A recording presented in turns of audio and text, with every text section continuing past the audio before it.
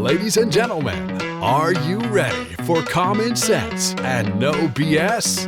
Welcome to the Jim Harrington Show, the greatest show on earth. A literal symphony of intelligent discussion and insights that will brighten your day and make you smarter. 100% guaranteed. And now, here's your host, Jim Harrington. Hi, I'm Jim Harrington. Welcome back to the Jim Harrington Show, otherwise known as what, Liam? The greatest show on earth. We got a great show for you today. I'm going to turn you into a stock market ZEN-MASTER in just 15 minutes. You got to watch to the end, though, for that to happen. Most people are invested in the stock market one way or another. You have a 401k or an IRA account or a pension even. Surprise, you're invested in the stock market. Let's talk about the stock market. Right up front, I want to tell you I'm not a financial advisor, so I'm not telling you how to invest or what to invest in. I'm just going to talk about some things I've learned over the years by following the stock market. I mean, I can go to Yahoo Finance and look at stuff and add and subtract just like anybody else can. You can too, but I did it for you so you don't have to. The stuff I'm going to talk about is what's happened in the history of the stock market, going back almost 100 years. Does that mean it's a surefire thing that the same things are going to happen in the future? No, anything could happen. But history can give us some pretty good hints about what might happen in the future. Let's set the table a little bit first. The three main stock market indexes in the United States are the S&P 500, that's the 500 biggest company stocks, the NASDAQ, that's a bunch of tech companies, and the Dow 30, that's just 30 big-ass companies. Those three indexes are what people are usually talking about when they talk about the stock market.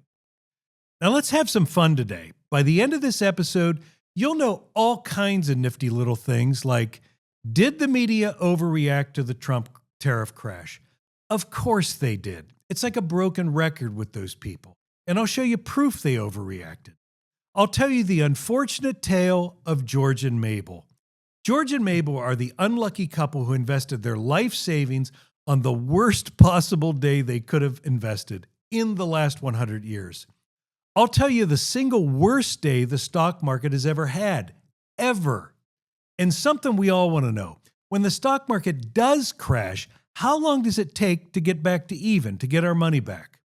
And the biggie, the payoff, the thing that's going to turn you into a stock market ZEN-MASTER, I'll tell you why I don't think stock market crashes are all that scary. I don't like them, but they don't scare me. A lot of people in the media lost their freaking minds about the stock market falling after Trump did the tariffs on April 2nd, which Trump called Liberation Day. The drop actually started before April 2nd, though.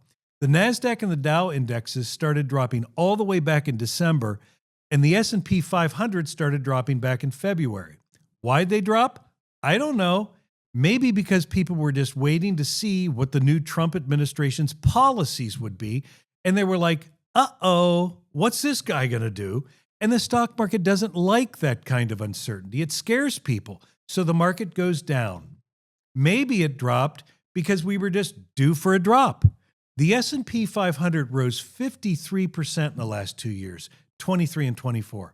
The Dow rose too, 28%. And the NASDAQ, all those tech companies, rose an incredible 85% in the last 2 years. So maybe we were just due for a big honkin' drop. There's an old saying in the stock market, a tree doesn't grow to the sky. Liam, you know what that means? It means stocks don't always have to go up. Sometimes they go down. Does that make sense? He gets it. The media made it sound like the world was coming to an end, though. See, Trump is destroying the stock market with his crazy tariffs now. We're all going to die again for the millionth time this year. It never ends. But do you hear that, Liam? I don't hear anything either. They sort of shut up about it because as much as they prayed that the stock market would go to zero and we'd be in another Great Depression eating bugs, it wasn't quite the end of the world that they were hoping for. And let's face it, they were hoping for it. Let's go to the scoreboard. The stock market tanked in the time leading up to Trump's tariffs and then went down even more after the tariffs. The media went batshit crazy, but then the market decided Maybe it went a little too batshit crazy. And now, as of last Friday, June 6th, all three major indexes, the S&P, the Dow, and the NASDAQ, are actually up since Liberation Day. They're also up for the year. Oops, that wasn't supposed to happen. Now, here's a general rule about the stock market.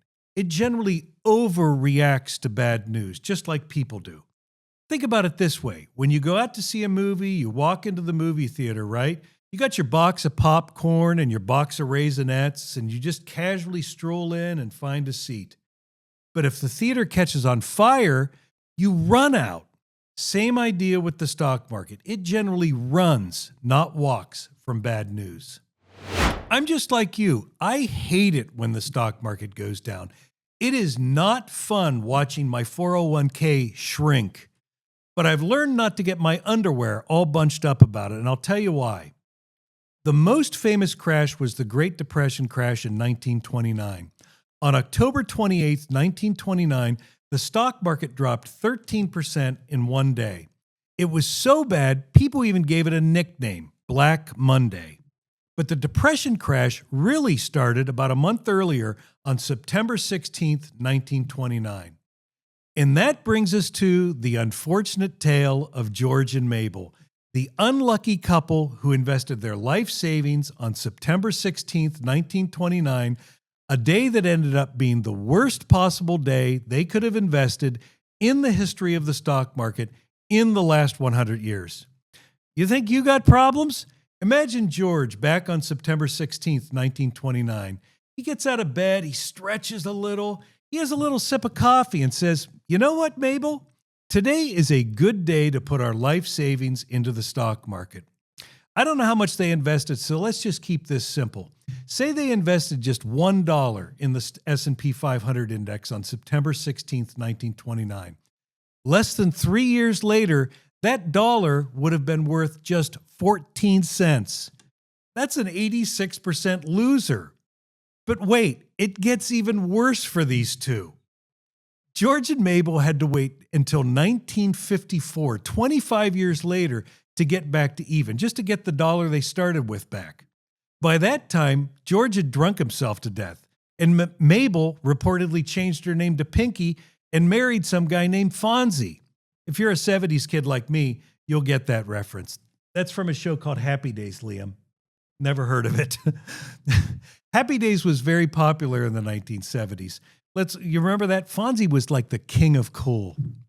Now, we've had other crashes, but those crashes haven't been as big and didn't take as long to recover from as the Depression crash did. In 1987, the market fell 33% in just a month. But this time, it only took 2 years to get back to where it was.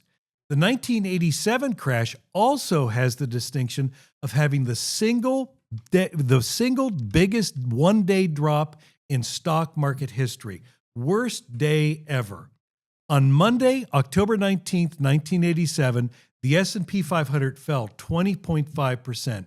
They called that one Black Monday too, just like the one from the Depression. Both in October, both in Monday. Liam, remind me not to make any investments on Mondays in October. Write that one down. Then there was the big crash in 2000, which everybody called the dot-com crash. The market went down 49%. That's like being cut in half. That one took a little longer, about 7 years, to get back to even. And remember the drama of the 2008 global financial crisis crash? The market was crashing and the banks were failing, and John McCain dramatically suspended his presidential campaign and flew back to Washington to help. And we all know how that turned out. The theatrics didn't work. He still lost to Barack Obama badly. The 2008 crash turned out to be an especially nasty one. The stock market went down 57%, and it took 5 years to get back to where it was. And more recently, the COVID scamdemic crash, when the market fell 34% in the spring of 2020. The only good thing about the COVID scamdemic crash was that the stock market did come back surprisingly fast. Just 6 months later, in August, stocks were back to even. And that's about the only thing about the COVID days that wasn't completely effed up. COVID. You know what picture I think is going to live forever? The picture of those kids in band class, zipped up in those plastic bubbles, playing their instruments. People are going to look back at that picture 100 years from now and be like, what in the heck was wrong with those people? They put you in a bubble, Liam? They made you wear a mask in swim team class. How does that even work? Oh, you take the mask off before you get in the pool. That makes sense. Sort of like, remember you had to wear a mask when you were walking to your table at a restaurant, but then after you sat down, you could take the mask off? I mean, no wonder the market crashed during COVID. We sort of deserved it. The truth is, it's actually really hard to avoid a big dip in the stock market. How many of you been through a big dip in the stock market? I have. Does everybody have their hand up? Liam has his hand up.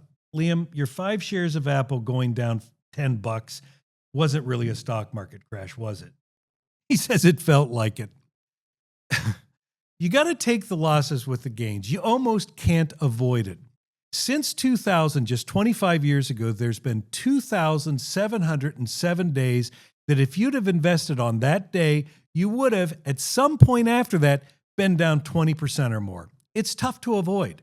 If you can't avoid crashes, the next logical question is, how long does it take to recover from a crash? How long are you going to have to wait to get your money back, to get back to even? Over the last 100 years, a stock market drop of up to 5% took about a half year to return to where it was before the dip. A drop of between 5 and 10% took a little longer to recover from, about 1.2 years. I'm not going to go through this whole list, so let's just skip right to the end. The biggest crashes where the stock market went down 55 to 60%, those took an average of 7.3 years to get back to even. Now, there's 2 big things to keep in mind here. First, those really big crashes, like between 55 and 60%, are really rare. Those little dips, like 5%, happen all the time. And the second big thing is, the bigger the drop, the longer it generally takes to recover. Not always, but that's the overall trend. So why don't I get my underwear in a bunch about stock market crashes? Now, this is where I turn you into a stock market Zen-Master, so pay attention. Because people tend to invest over time, and time really does tend to heal all wounds in the stock market. Now, this is important, so listen up, Liam. There has never been a dip or even a crash in the stock market that has not been fully recovered from in the entire history of the stock market in the United States. And I'm not talking about individual stocks. Individual stocks can go to zero, El Zippo, totally out of business. And that's another lesson. You don't want to put all your eggs in one basket. That is a really bad mistake. But the stock market as a whole has always recovered, no matter how severe the drop. Every time it goes up, it goes down. That's just part of the ride. Let's go back to the historical scoreboard. Since 1926, there's been 26 years when the stock market lost money and 73 years where the stock market made money. So if you flipped a coin and randomly invested in any single year over the last 100 years, you'd have about a 1 in 4 chance of losing money. But people don't just invest in a single year. That would actually be really dumb. You'd be taking the chance that that particular year is one of the loser years. And then what do? You never get the chance to get your money back. Somebody in their early 20s has about 30, maybe 40 years to invest before they even start to think about retiring. Even if you're in your 50s, you still have 10, maybe 15 years until you retire. Now, here's the magic. Here's the secret. The odds of making money in the stock market get better if you invest for longer periods. Let's look at history again. Since 1926, there was about a 1 in 4 chance of losing money in any single year. But if you held your investment for 5 years, your chances of losing money drop to about 1 time out of 10. How about 10 years?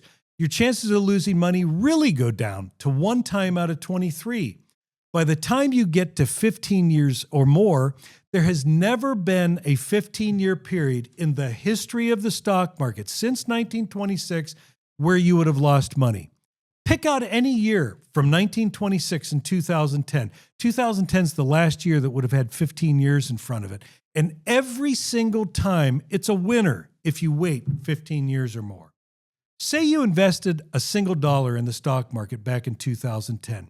That single dollar would be worth $7.03 15 years later at the end of 2024. And you can do that with any year over the last 100 years. It's not a gimmick. It's not some kind of a magic trick. Pick out any year since 1926 and go forward 15 years or more, and there's not a single time that you wouldn't have been a winner in the stock market. As a matter of fact, the least you would be up is 10%. But that's the minimum.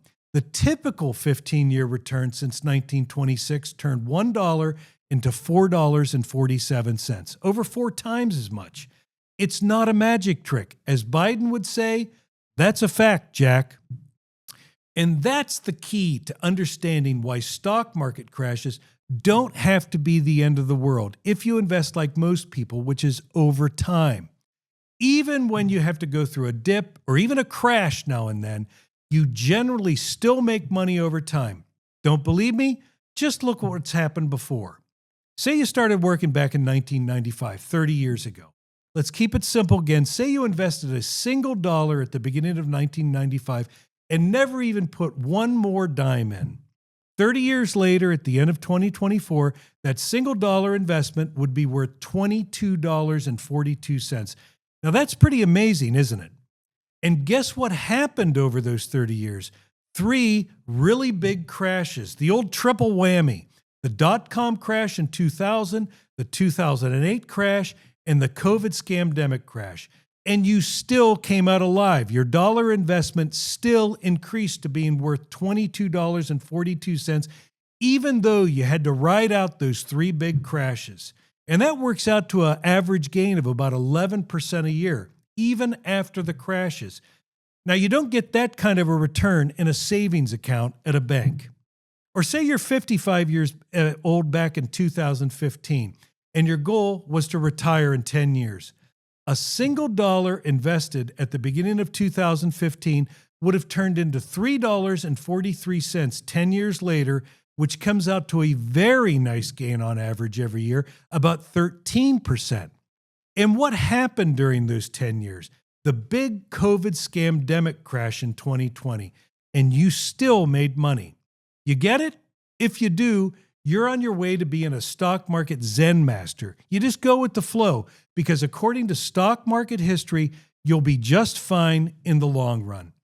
That's the Jim Harrington Show for this week. Now, it was different. I threw a lot of numbers at you today. Rush Limbaugh used to say, "Don't talk about numbers. People hate them." Sorry, Rush. Please forgive me. Anyway, I hope you liked it anyway. I hope you learned something. And remember, do me a favor, hit the like button and subscribe. That really helps me out. And send a link of this episode to a friend so they can become a stock market ZEN-MASTER like you just did. That's the Jim Harrington Show for this week. See you next week.